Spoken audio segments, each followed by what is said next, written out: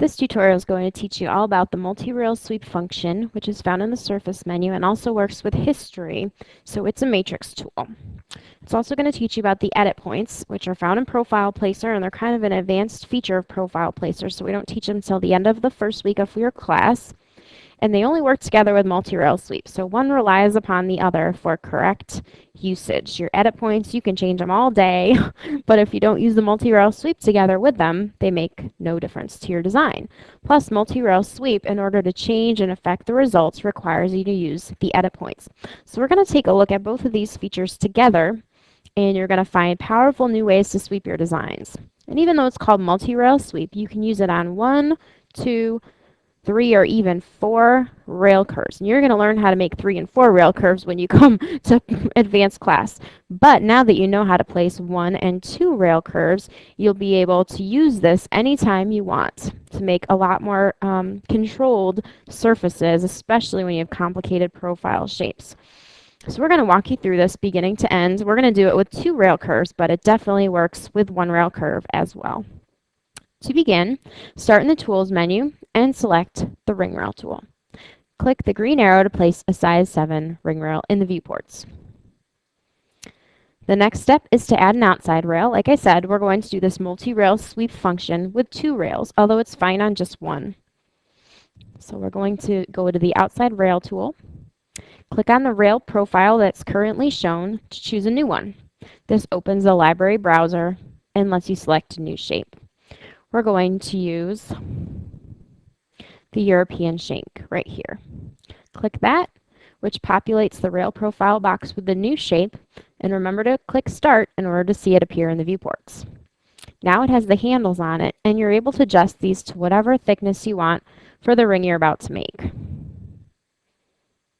Side thickness, top thickness, and bottom thickness.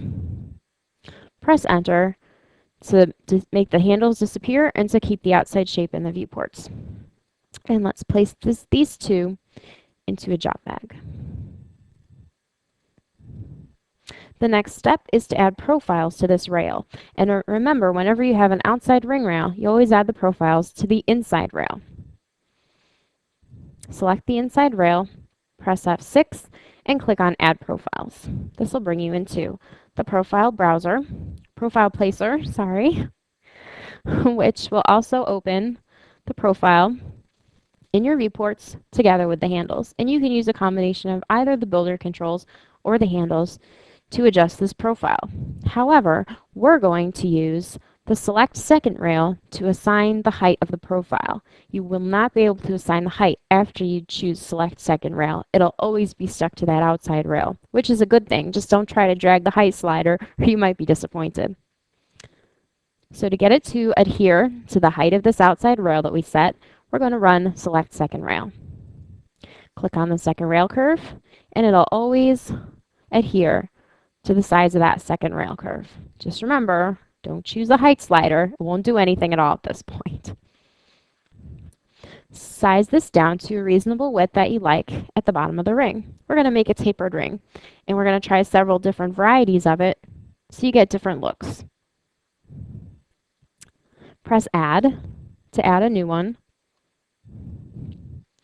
and click and drag the Position Along Curve slider to place it at the top. Notice that the height is already correct. Choose the width slider and click and drag it to make it wider at the top, and you'll have a pretty tapered shape in the side view. Now, the key to multi-rail sweep and edit points is you usually have, well, in order to make a difference with it, you need to have 2 different shaped profiles. Well, you don't need to, but it works best. You'll get more dramatic differences. And the problem is when you sweep with a normal 2-rail sweep, or even a 1-rail sweep sometimes, between 2 profiles with very, very different shapes, you can sometimes get unattractive twists in the surface. And if you ever see those, you'll need to jump into this multi-rail sweep function. So we want to show you how it works. So for the top profile, we're going to select a pretty different shape from the bottom one. So click your shape handle, or just click on the Edge Profile window, either way you like, to open up the profile browser. And let's come over and find a pretty dramatically different shape. This one actually bends outward a little bit. Let's see if that's the right one. there it is. This one tapers outward a little and is going to make a really interesting side profile. So click it to select it, place it in the viewport to make sure you like the width and everything else about it, and press enter to keep it there. We're now going to go into the multi-rail sweep and learn about the edit points in just a second. Multi-rail sweep runs exactly like sweep 2. However, you just need to press enter after selecting both of the rails. So click on sweep multi, which is found in the surface menu. It's going to ask you to select the rail curves. So choose both of the rail curves and press enter. You're allowed to select 1, 2, 3, or 4 rail curves at this point. All you need are 2, but it doesn't know that, so you have to press enter to tell it, I'm done choosing rail curves. The next step is to select the profiles in the order that the arrows point, and make sure closed equals yes, because we're going to create a closed shape. Although it's fine to create open shapes with this method as well. For now, it's a closed shape. Select the 2 profiles, and tell it you're done by pressing enter. And the surface is going to be made. Now this is not going to be markedly different from a sweep 2 surface. What is different is the next step that we're going to be able to perform because we chose multi-rail sweep. As you notice, when this surface rounds the edges and comes down the side right here sort of flips around and becomes the top of the ring. It doesn't give you an even transition. You also get sort of a funny little wrinkle here where the ring folds inward, and that's because these 2 shapes are 2 very different shapes, and it needs to find places on both profiles to connect them in order to create the surface. It's giving you these kind of lumps and these other interesting features where it curves inward. Now maybe this is the result you want. Maybe it isn't, but you want to be able to control that result no matter if it's something you want or something you don't want. So let's see how to really attack this surface finish and get it looking good. To begin, we're just going to job bag this model. Maybe we'll pull it back out later and compare the differences. So select it and put it into a job bag. The next step is to choose the profile, select it, and press F6. Choose MSR to get back your profile handles.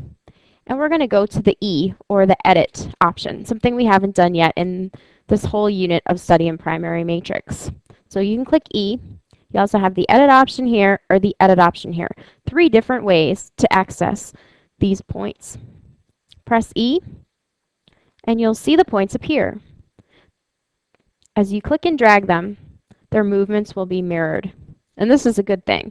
Usually you don't want to break the mirror. If you ever do someday, you have the mirror control points option here. You click that and it changes to no. But for this design, we definitely want them to be mirrored and symmetrical. So click and drag them, and you'll see them both change. Also make sure the bottom ones are located in the corners, and press enter to keep your changes. Once you press enter, take a look. Your surface finish just changed. Did you see that? I'm going to hit undo, and that's the way it originally was. And I'm going to hit redo so you can see the difference. Wow, that was major. We really fixed some of those strange features that we got where the surface was creating a little bump or groove for us, or a little wrinkle. We'll see what's going on in the bottom profile and maybe see about adjusting that as well. To do so, and it doesn't really matter what viewport you would do this in, I just wanted you to see in the side view that they were mirrored. Select the bottom profile and press F6. Choose MSR, and remember, you don't get the edit points until you press E, edit in the command line, or edit in the builder, any one of those 3 methods. So press E, and you'll see those points. The default positions for these points is assigned by the builder. It's however they were drawn by the developer, and however they were assigned during the development process. So we're going to click and drag them to a more interesting location. Same thing at the bottom. And it doesn't matter. You could set them up so that they're exactly like the one on top, or so that they're dramatically different.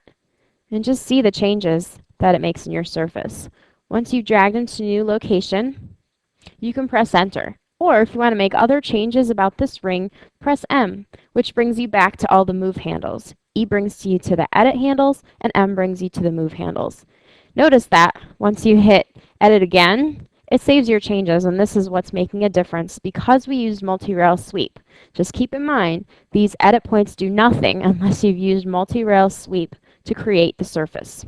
Press enter, and you'll see it change once more. There it goes.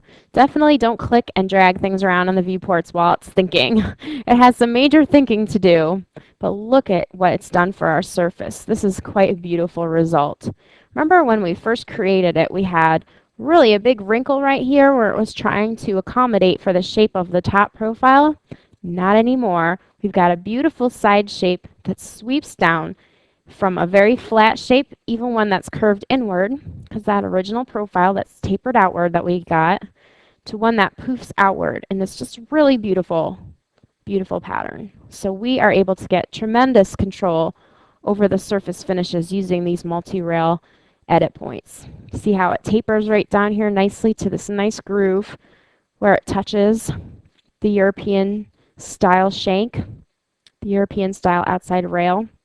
It's really a terrific finish, and I can tell you from my experience that in earlier versions of Matrix, this would cause you to do a lot of different kinds of modelings, putting extra rails out here to get this kind of control over this portion of the surface. Because what multi-rail sweep is actually doing, let's job bag this and talk about it for a minute. Wherever you see the two green points on one profile and the two green edit points on the other profile, it's placing extra rails out there. They're imaginary rails, but it's doing it nonetheless. You can't see them, but inside the mind of the program, it's got extra rails out there. And as you know from your one rail sweep versus your two rail sweep, more rails gives you more control.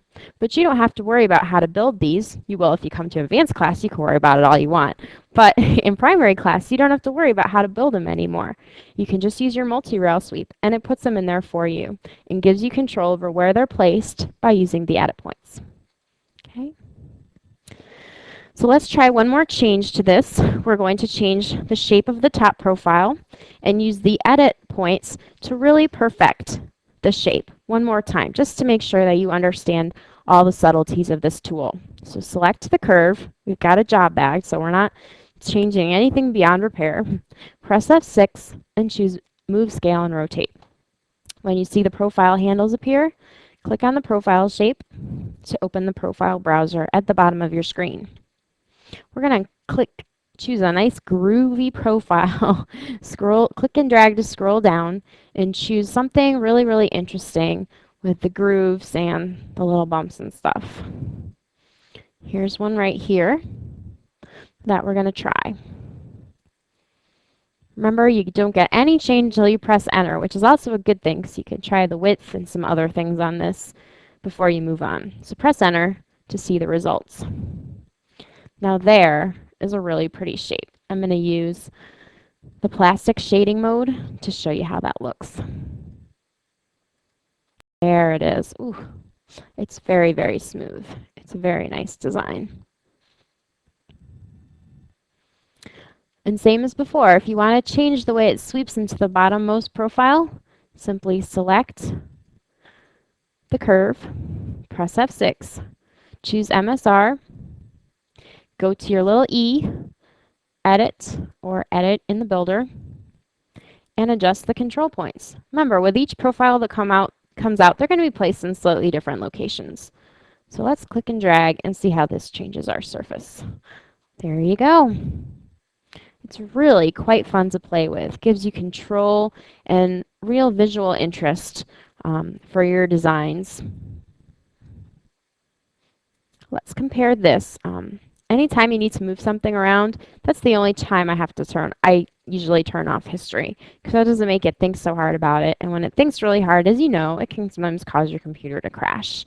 So let's turn off history, move this around, and compare all three results for you. Okay, here's the ring after we adjusted. The first one's the ring after we adjusted the profile. The second one's the ring after we adjusted the sweep edit points. And we'll drag them off here to show you one more example. Don't try this at home. I can move them because I'm a professional. No, it's best if you don't move them around if you don't need to. We'll go back to the shaded view where you can really see what those curves on the surface are doing. And we'll turn off the grid to take a look. Okay, so here's our first one where we got that funny bump because we hadn't adjusted our edit points yet. We also got kind of a funny wrinkle here where the ring was trying to fold in order to accommodate the top shape and the bottom shape. In the second example, after we adjusted our edit points, much more smooth. Also take a look at the top of the ring. We don't get this funny imaginary ridge here that sort of throws a wrench in our surface finish. Instead, we've got a beautiful taper all the way from the top of this profile to the bottom of this one. Really nice shape and a well-defined inside as well. And finally, when we changed the profile shape and adjusted the edit points, we got several different options for this nice ridged and grooved design. Again, none of them with twists or anything, so we can control that, get all the twists and the funny creases out of that surface using the edit points. Okay, and all that's possible because we chose this multi-rail sweep tool. Don't forget that the two work together. Without one, you can't have the other, and vice versa. Without edit points, you can't get as good control over your multi-rail sweeps.